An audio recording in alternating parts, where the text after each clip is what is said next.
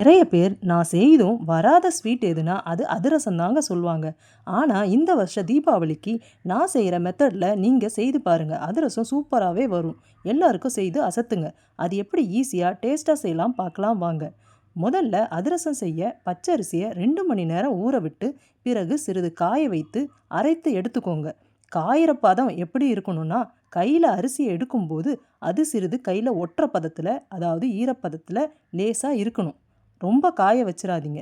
லேசாக ஈரப்பதத்துடன் இருந்தால் தான் அதிரசம் சூப்பராக வரும்.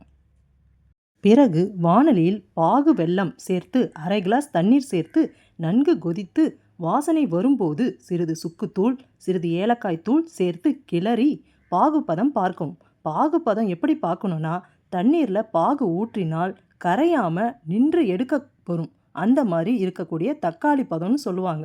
அந்த பதம் வந்ததும் அடுப்பை அணைச்சு மாவு போட்டு கிளறி சிறிது சிறிதாக நல்லெண்ணெய்யோ அல்லது நெய்யோ போட்டு வைக்கவும்.